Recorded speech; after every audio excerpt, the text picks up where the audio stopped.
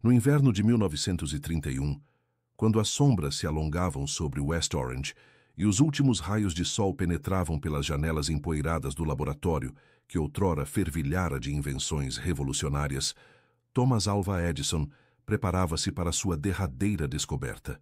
Não seria uma lâmpada, nem um fonógrafo, nem qualquer artefato que pudesse ser tocado ou vendido. Seria algo infinitamente mais precioso e perigoso. A verdade sobre o que acontece quando a consciência humana atravessa o véu da morte.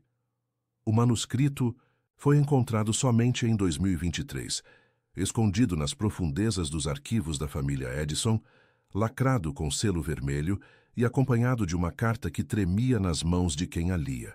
Que isto permaneça oculto até que a humanidade esteja preparada para compreender, dizia a letra trêmula do inventor. O que aqui está escrito não deve ver a luz do dia, enquanto as instituições ainda temem a verdade sobre a eternidade da alma. Por quase um século essas palavras permaneceram sepultadas, aguardando o momento em que alguém tivesse coragem suficiente para desenterrar os segredos que Edison levara quase para o túmulo. A gravação foi feita em outubro de 1931, apenas 3 meses antes de sua morte, quando Edison já não se importava mais com reputações ou conveniências sociais. Seu corpo estava frágil, mas sua mente permanecia afiada como uma lâmina, cortante o suficiente para penetrar nos mistérios que havia perseguido em silêncio durante décadas. Ele sabia que seu tempo estava se esgotando e havia algo urgente que precisava ser documentado antes que fosse tarde demais. Não era apenas uma confissão. Era um testemunho de alguém que havia tocado o outro lado da realidade e retornado para contar o que vira. O homem que revolucionara o mundo com suas invenções havia se tornado, nos últimos anos de vida, um estudioso obsessivo dos fenômenos que a ciência não conseguia explicar. Enquanto o mundo celebrava suas criações tangíveis, Edison mergulhava cada vez mais fundo nos mistérios intangíveis da existência humana. Ele construíra em segredo aquilo que chamava de telefone espiritual, um aparelho que alegava ser capaz de se comunicar com os mortos. A comunidade científica zombou, os jornais ridicularizaram, mas Edison continuara seus experimentos em privado, convencido de que estava à beira de uma descoberta que mudaria para sempre a compreensão humana sobre a vida e a morte. O que poucos sabiam era que Edison não buscava apenas comunicação com os mortos. Ele buscava compreender o próprio processo de morrer. Durante anos, havia coletado relatos de pessoas que haviam passado por experiências de quase morte, entrevistado médicos sobre os últimos momentos de vida de seus pacientes e estudado textos antigos sobre a transição da alma. Sua esposa Mina havia morrido anos antes, e desde então ele era assombrado por sonhos vívidos, onde ela aparecia para lhe contar segredos sobre o mundo além do véu. Inicialmente, Edison descartara essas experiências como produto de sua imaginação enlutada, mas gradualmente começara a perceber padrões, consistências que desafiavam qualquer explicação racional. Na gravação proibida, Edison revela que nos últimos anos de vida havia desenvolvido uma sensibilidade especial para o que chamava de correntes espirituais. Assim como havia aprendido a dominar a eletricidade física, começara a perceber uma eletricidade de natureza completamente diferente, uma energia que permeava não apenas os corpos vivos, mas que persistia além da morte física. Ele descrevia essa descoberta com a mesma precisão científica que aplicara às suas invenções mais famosas, mas com uma reverência que raramente demonstrara por qualquer de seus trabalhos anteriores. A primeira grande revelação veio quando Edison começou a perceber que as pessoas próximas da morte emitiam o que ele chamava de sinais elétricos espirituais. Esses sinais eram imperceptíveis para instrumentos convencionais, mas podiam ser detectados por uma consciência suficientemente sensibilizada. Ele descreve como aprendera a reconhecer esses sinais nas semanas que antecediam a morte de alguém. Uma mudança sutil na qualidade da presença da pessoa, como se parte de sua essência já estivesse se desconectando do corpo físico e se preparando para a jornada seguinte. Edison revelava que havia desenvolvido protótipos de aparelhos capazes de detectar essas correntes de transição, mas que nunca os havia tornado públicos por temer as consequências. Ele sabia que a humanidade não estava preparada para a prova científica da sobrevivência da consciência após a morte. As implicações seriam devastadoras para as estruturas religiosas, políticas e sociais existentes.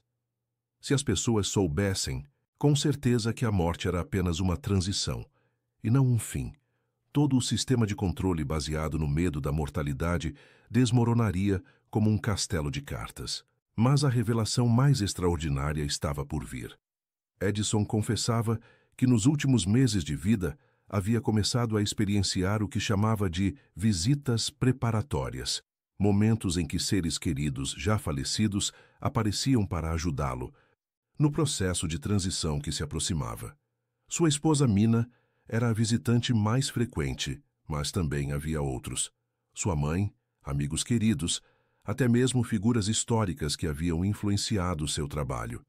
Essas visitas não eram sonhos, nem alucinações. Eram encontros conscientes que ocorriam em um estado de percepção ampliada que Edison havia aprendido a cultivar. O inventor descreve com detalhes impressionantes como essas entidades lhe explicavam o processo de morte e o que acontecia nos primeiros momentos após a cessação das funções corporais. Segundo seus relatos, a consciência não desaparecia instantaneamente com a morte do corpo. Ao contrário, permanecia coerente e lúcida durante um período que podia durar desde alguns minutos até várias horas, dependendo das circunstâncias da morte e do desenvolvimento espiritual da pessoa. Edison revelava que nos primeiros momentos após a morte, a consciência passa por 3 fases distintas. Na primeira fase, que ele chamava de reconhecimento, a pessoa recém-falecida se dá conta de que não está mais no corpo físico, mas mantém todas as suas memórias, personalidade e capacidade de pensamento intactas. É um momento de espanto e às vezes de confusão, pois a experiência desafia tudo o que a pessoa havia sido ensinada a esperar sobre a morte. Segunda fase, orientación. Esta fase, a cual Edison denominó orientación, implica la llegada de guías espirituales, con frecuencia seres queridos que ya han hecho la transición, que ayudan a la persona a comprender su nueva situación y a prepararse para lo que sigue. Es durante esta fase que muchas personas reportan el famoso túnel de luz, que Edison describía no como un fenómeno visual, sino como una metáfora del proceso de atracción magnética de la conciencia hacia dimensiones superiores de existencia. Tercera fase, integración. La tercera fase, que Edison llamaba integración, es cuando la conciencia individual se fusiona temporalmente con una conciencia colectiva mayor, permitiendo que la persona comprenda instantáneamente el propósito de su vida recién terminada y las lecciones que debía aprender con esa experiencia. Es un momento de claridad absoluta, donde todas las preguntas encuentran respuesta y todos los sufrimientos encuentran significado. Pero Edison no se detenía ahí. Él revelaba haber descubierto algo aún más extraordinario. La muerte no era una experiencia solitaria. Cada vez que alguien moría, la transición afectaba a toda la red de conciencias conectadas a esa persona, creando ondas de energía espiritual que podían ser sentidas por personas sensibles incluso a grandes distancias. Era como si cada muerte fuera una piedra lanzada al lago de la conciencia colectiva, creando ondas que se expandían mucho más allá del punto de impacto inicial. El inventor confesaba que este descubrimiento había cambiado completamente su perspectiva sobre el duelo y la pérdida. Él percibió que cuando lloramos la muerte de un ser querido, no estamos solamente reaccionando a la separación física, estamos respondiendo a una alteración real en la estructura energética de nuestra propia existencia. La persona fallecida, incluso habiendo hecho la transición, mantiene conexiones espirituales con aquellos que deja atrás, y esas conexiones pueden ser percibidas e incluso fortalecidas a través de prácticas específicas. Edison revelaba haber desarrollado técnicas para mantener comunicación con su esposa fallecida y otros seres queridos. No se trataba de sesiones espiritistas teatrales o de fenómenos sobrenaturales dramáticos, sino de un proceso sutil y científico de sintonización con frecuencias específicas de conciencia. Él describía esta comunicación como similar al proceso de sintonizar una radio en una emisora específica. Era necesario ajustar la propia conciencia a la frecuencia correcta y mantenerse en una condición de receptividad silenciosa. El aspecto más perturbador de sus revelaciones era el descubrimiento de que muchas personas, al morir, permanecían atrapadas entre dimensiones por periodos prolongados debido a apegos emocionales intensos o a creencias limitantes sobre la muerte. Edison había aprendido a identificar estas situaciones y había desarrollado métodos para ayudar a esas conciencias atrapadas a completar su transición. Era un trabajo que realizaba en secreto, sabiendo que sería considerado un lunático si fuera descubierto. Él describe casos específicos de personas que había ayudado a cruzar al otro lado, siempre usando lenguaje científico y metodología rigurosa. Para Edison no había diferencia entre ayudar a una conciencia atrapada a hacer la transición y resolver un problema de ingeniería complejo. Ambos requerían observación cuidadosa, análisis sistemático y aplicación de principios fundamentales, aunque esos principios fueran de naturaleza espiritual en vez de física. Sea una muerte temporal y la biblioteca akáshica. La revelación más impactante llegaba cuando Edison confesaba que él mismo había experimentado una muerte temporal algunos años antes de la grabación. Durante una cirugía complicada, su conciencia se había separado de su cuerpo por varios minutos, permitiéndole experimentar de primera mano el proceso que había estudiado teóricamente durante tanto tiempo.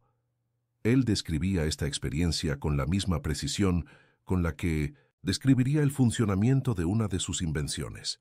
Durante esa experiencia cercana a la muerte, Edison había sido recibido por figuras que él reconoció como grandes inventores y científicos del pasado: Leonardo da Vinci, Benjamin Franklin y otros pioneros cuyas descubiertas habían moldeado el mundo. Ellos le revelaron que existe una biblioteca akáshica, donde todo el conocimiento humano es preservado y donde grandes innovadores continúan trabajando incluso después de la muerte física, inspirando y guiando a nuevos descubridores en 1900 el mundo físico. Edison revelaba que muchas de sus invenciones más importantes no habían surgido solo de su genialidad personal, sino de inspiraciones recibidas de esa fuente trascendente. La bombilla incandescente, el fonógrafo, el sistema de distribución eléctrica, todas esas creaciones habían sido en parte canalizaciones de conocimiento proveniente de dimensiones superiores de conciencia. Él era, en esencia, un medio a través del cual inteligencias superiores habían introducido avances tecnológicos en la humanidad cuando ésta estaba preparada para recibirlos. Esta revelación lanzaba una luz completamente nueva sobre el concepto de genialidad e innovación. Edison sugería que los grandes avances de la humanidad no eran productos de mentes aisladas trabajando solas, sino resultado de una colaboración constante entre conciencias encarnadas y desencarnadas, una red de inteligencia que trascendía los límites de la vida y la muerte. Cada gran inventor, artista o filósofo era, en verdad, un punto de conexión en esa red mayor de conciencia. Un portal entre dimensiones. Pero Edison no estaba solo revelando secretos sobre la muerte y la vida después de la muerte. Él estaba preparando algo aún más extraordinario. En los últimos meses de vida, había comenzado a recibir instrucciones específicas sobre una invención final. Un aparato que podría no solo detectar la presencia de conciencias desencarnadas, sino permitir comunicación bidireccional, clara y consistente entre los mundos. No sería un teléfono espiritual primitivo, como sus experimentos anteriores, sino un verdadero portal entre dimensiones. El proyecto era tan avanzado que Edison sabía que no viviría para completarlo en el mundo físico. Pero eso no le preocupaba. Él había comprendido que continuaría trabajando en ello del otro lado, y que eventualmente inspiraría a otro inventor a construir el aparato cuando la humanidad estuviera suficientemente evolucionada para usarlo responsablemente. Era una de las muchas invenciones que existían primero en el reino espiritual antes de manifestarse en el mundo físico. Edison confesaba que en los últimos días de vida podía sentir la aproximación de su propia transición con una claridad cristalina. No había miedo, solo curiosidad científica e uma excitação crescente por la aventura que lhe aguardava. Cena: estúdio de gravação. Noite. Ele descrevia os sinais que havia aprendido a reconhecer. O gradual afrouxamento da conexão entre a consciência e o corpo, a crescente sensibilidade a frequências espirituais e a chegada cada vez mais frequente de visitantes do outro lado que vinham preparar o caminho para sua jornada. Revelava que havia programado uma série de sinais póstumos que enviaria para pessoas específicas após sua morte, como forma de provar a continuidade da consciência.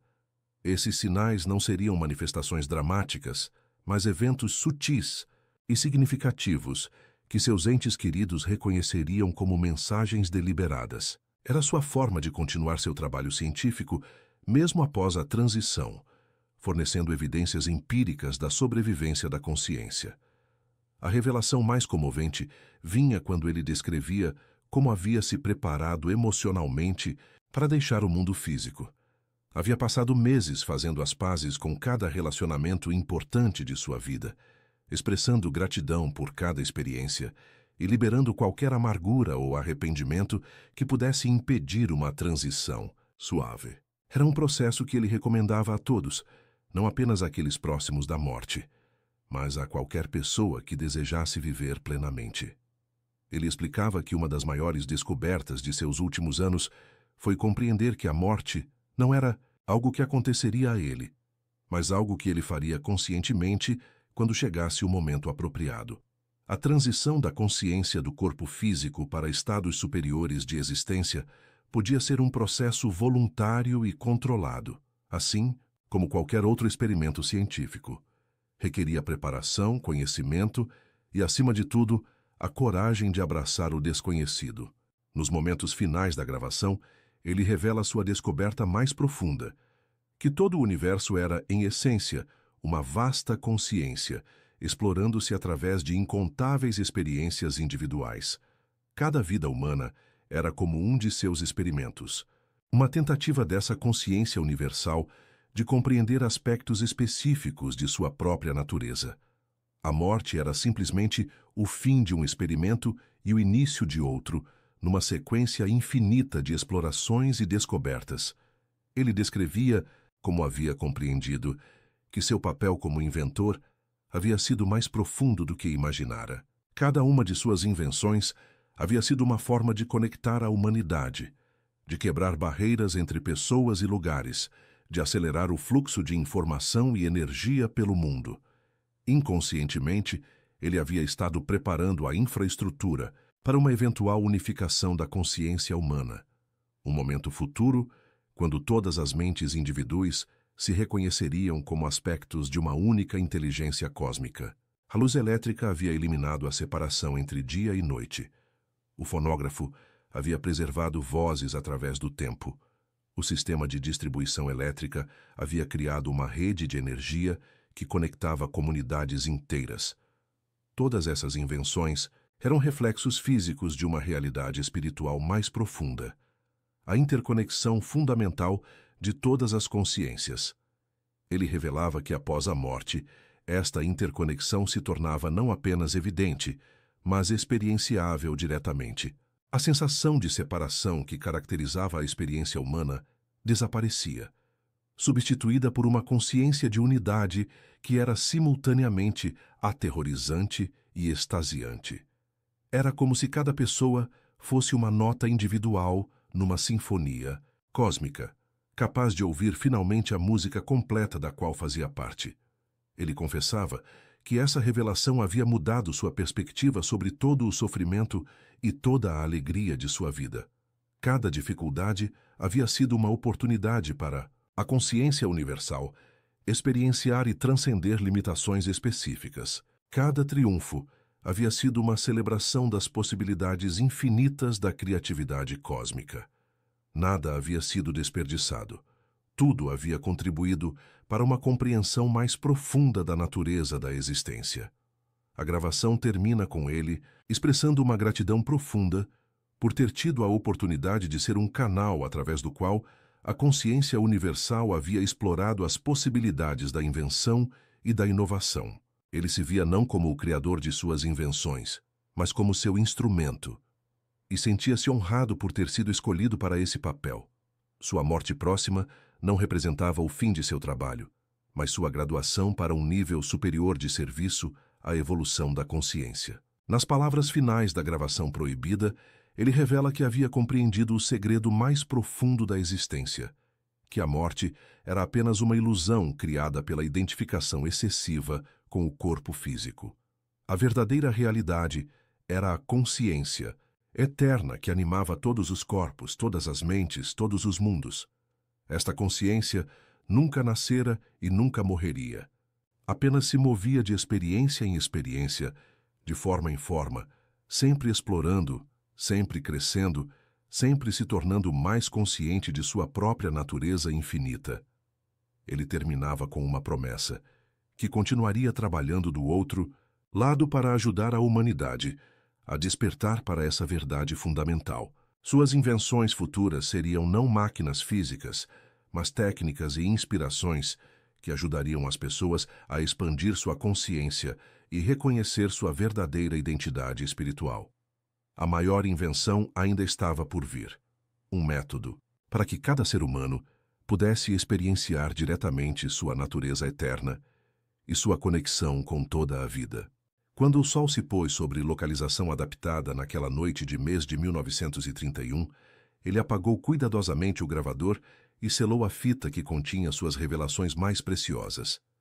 Ele sabia que o mundo não estava pronto para essas verdades, mas confiava que chegaria o dia em que a humanidade seria suficientemente madura para compreender que a morte era apenas o começo da verdadeira aventura da consciência. Até então, seus segredos permaneceriam guardados, esperando pacientemente pela aurora de uma nova era de compreensão espiritual. 3 meses depois, quando ele fez sua transição final, aqueles que estavam presentes relataram que seus últimos momentos foram marcados por uma serenidade extraordinária e por um sorriso que sugeria que ele estava vendo algo maravilhoso que os outros não podiam perceber. Suas últimas palavras foram um sussurro quase inaudível. É muito bonito lá. Ninguém compreendeu completamente o que ele quis dizer, até que, décadas depois, suas revelações secretas finalmente viessem à luz, oferecendo à humanidade um vislumbre do que ele havia descoberto sobre a jornada eterna da alma.